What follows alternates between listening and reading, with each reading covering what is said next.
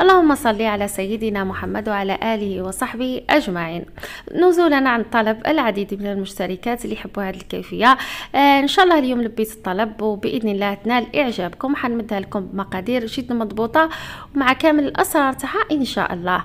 نحتاج فيها قطعة من اللحم، كنت قطعتها قطع صغيرة بهذا الحجم. أنا حنستعمل اللحم تاع البقري، اللي يحب يستعمل اللحم تاع الغنمي يقدر، كيما حنا هنا في قسنطينة نديروها بالغنمي وبالضبط بليكوت تجي بزاف بنينه. وشو اللي ما يحبش اليدام يقدر يدير البقري. قطعه من صدر الدجاج كنت غسلته وحطيت له شويه تاع الخل، خليته يقطر، وعندي حوالي 150 غرام تاع اللحم المفروم. استعملوا يعني الكميه اللي تناسبكم. نوليو الباقي المكونات اللي تعتمد عليها شوربه فريك، يعني بحوالي 60 حتى 70%، لانه فعلا هي تعتمد على الحشيش وباقي الخضر ماشي على اللحم. كما راكم تشوفوا راح نقليها بالراس تاع الدبشه. عندي ملعقه كبيره تاع راس تاع الدبشه اللي هما العراف، كنت قطعته قطع صغيره، وعندي ملعقه كبيره تاع راس تاع الكرافس ايضا قطعته قطع صغيره. فقط نلفت انتباهكم حبيباتي، كما قلت لكم شوربه فريك راهي تعتمد على الحشيش، على الكربوط تاع الفلفل الحار، وعلى الحبه تاع الطماطم الطبيعيه ماشي على اللحم. تقدروا ديروها فقط بالدجاج ولا باللحم، تستغناو على فيونداشي، يعني كل واحد ومقدوره. فقط تقيدوا بالمكونات الاخرى راح تجيكم شوربه ولا اروع. نحتاج فيها ايضا حبه تاع البصل الكبيره، كنت ربيتها في لاغاب مع 3 سنينات تاع الثوم.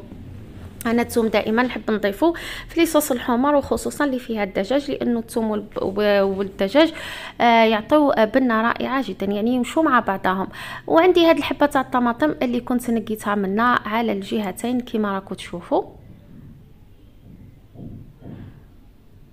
ومع الكربوط تاع الفلفل الحار، بالاضافه الى 2 مغارف كبار تاع الطماطم المصبره، نص ملعقه كبيره تاع السمن، تقدروا تقلوا بالزبده. وعندي هذا الباقه الطريه فيها شويه تاع الدبشه وشويه تاع الكرافس. بالنسبه للتوابل نحتاج ملعقه صغيره مملوءه مليح تاع الحمار الحلو، ملعقه صغيره ايضا مملوءه جيدا تاع راس الحانوت، بالاضافه الى ملعقه ممسوحه جدا تاع الفلفل الاسود، ويكونوا في 3 صغار. وعندي نص ملعقه كبيره تاع الملح، والملح دائما يكون حسب الحاجه تاعكم اخواتي، بالاضافه الى نص كاس ولا ربع كاس تاع الماء. درك نولو لطريقه التحضير. كما راكم تشوفوا جبت البرمه، حطيت فيها الكميه تاع البصل والثوم،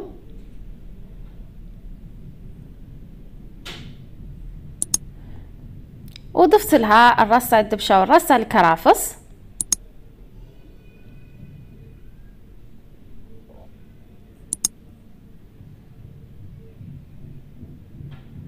ونضيف التوابل مع بعض. واللي يحب الشوربه حاره يقدر يضيف شويه من الحمار الحار والملح والسمن. وفي الاخير نحط ربع كاس تاع الماء، ونخلط بطبيعه الحال هاد المكونات جيدا مع بعض حتى تتجانس.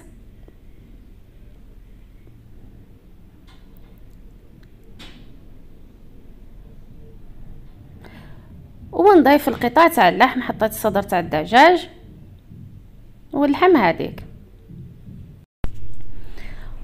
ونولي نزيد نخلطهم مره اخرى جيدا مع بعض.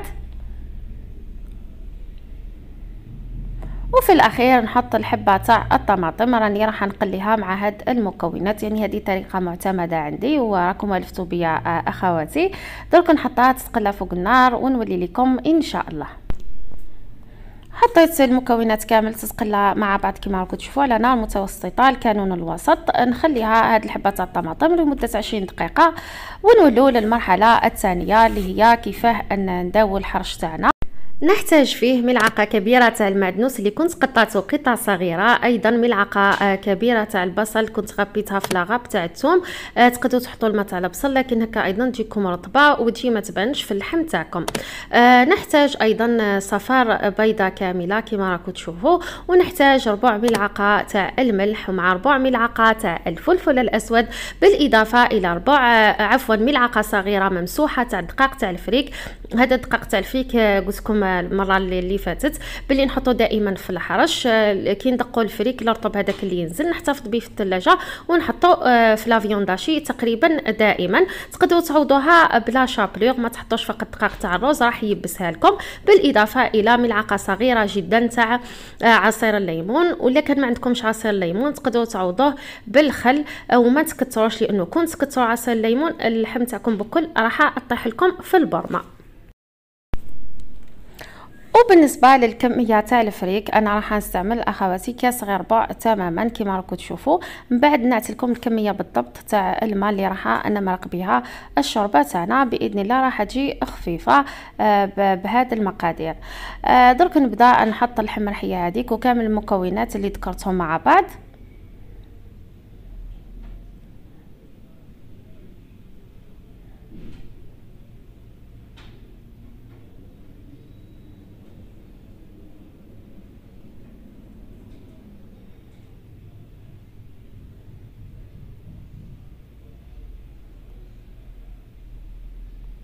يعني كلش حطيته مع بعضه ونولي نعجنها مليح لمده هكاك واحد 7 دقائق. ما تعجنوهاش بزاف هكا باه ما توليش رطبه ويجي الطعم تاعها ماشي مليح.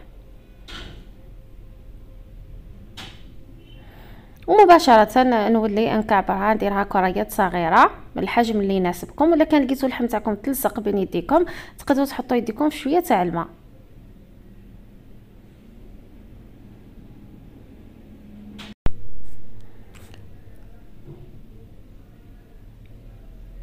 كملت كورتها كامل بنفس الشكل. دوك نحتفظ بها في الثلاجه.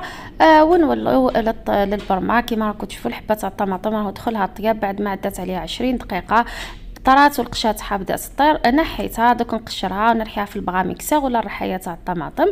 وزدت كملت خليت الشوربه تاعي تقلى بعقلها حتى تحصلت على هذا اللون تاع البصل الجميل وطلق الزيت تاعو مليح. وما تنساوش فقط تبقاو تحركوا في الطنجره تاعكم.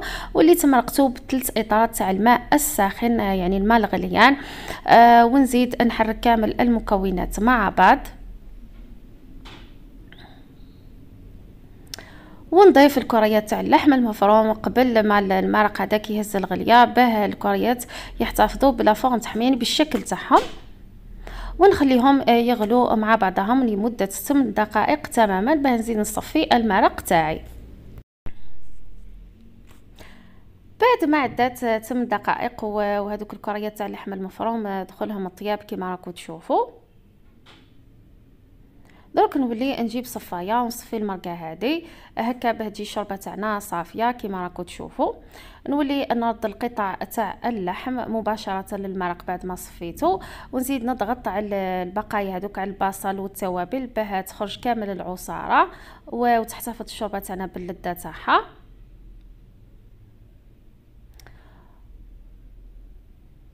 درك زدت رديت المرق للبرمه ونولي نضيف الكميه كامله تاع الطماطم. الحبه تاع الطماطم الطبيعيه اللي كنت رحيتها في البغاميكسور كما قلت لكم، وزوج مغارف كبار تاع الطماطم المصبره.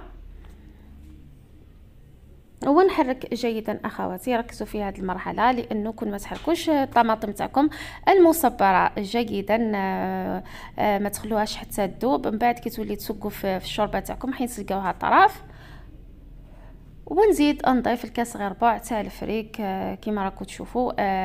يعني الكاس هذا يهز 220 مليلتر ونحرك مباشره هكا باه ما يسقليش الفريك. مع العلم انه الفريك راح يطيب 45 دقيقه تماما سواء في لاكوكوط سواء في البرمه فقط على نار هادئه دائما. وشوا في لاكوكوط ما نحركوش، في البرمه لازمنا نحركوه مره على مره على خاطر كون ما نحركوهش راح يهبط لتحت ويلصق او يتحرق بطبيعه الحال. كما قلت لكم خلوه لمده 45 دقيقه بالضبط.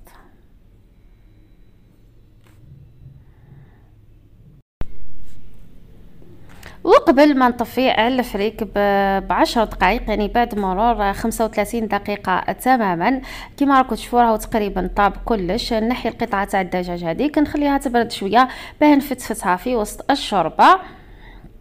ومباشره كاضافه شخصيه نحط ملعقه كبيره تاع الدقيق تاع الفريك هكا باه نزيد نخطر الشوربه تاعي مليح ونزيد نعزز النكهه تاع الفريك في الشوربه وتجي بزاف بنينه. فقط ابقاو حركوا فيها باه ما يكعبر لكمش الدقيق هذاك، وهذه حاجه اختياريه، الا كان مش متوفر عندكم تقدروا ما تحطوهش. عندنا ايضا كربوط تاع الفلفل الحار ضفتو في الاخير مع الباقه العطريه هذيك، انا خليتهم الى الاخر هكا باه تبقى ريحتهم حيه في الشوربه. نزيدوا على النار في الكانون دائما الوسط ونخليوها تغلي لمده 10 دقائق هكا باه تختار جيدا ويطيب يعني هذاك الكربوط تاع الفلفل والباقه العطريه. وفي الاخير نضيف الصدر تاع الدجاج هذاك اللي كنت فتفته، ونحرك كلش مع بعض ونعتها لكم ان شاء الله في صحن التقديم. هذه هي النتيجة النهائية أخواتي تاع الوصفة تاعنا تاع نهار اليوم، شوربة فريك على الطريقة التقليدية الجزائرية اللذيذة جدا والمميزة. حاولت نعطيها لكم بمقادير جد مضبوطة بالتفصيل الممل بكامل الأسرار والمنكهات تاعها. إن شاء الله تكون عجبتكم طريقتي في تحضير هذه الكيفية. يعني تحصلت على نتيجة ولا أروع. شوفوا كيفاش جات خاطرة وجات بزاف بنينة، ريحتها راهي تشهي. شاهدتكم ان شاء الله في الجنه. وقدمتها ايضا مع خبز الدار، هذا خبز الدار لبنه السميد بالفارينه بدون عجن، سريع جدا مليح في الشهر الفضيل. كنت درت لكم وصفتين، واحده بالبيض واحده بدون بيض. اللي حابه تعرف الطريقه نخلي لها الرابط في صندوق الوصف او في اخر الفيديو. ما تنساوش تدعموني بالاعجاب، اشتراك في القناه، تفعيل الجرس لكي يصلكم كل ما هو جديد لذيذ ومفيد. دائما نقول لكم الجديد حبوه والقديم لا تفرطوا فيه. دمتم في حفظ الرحمن والسلام عليكم.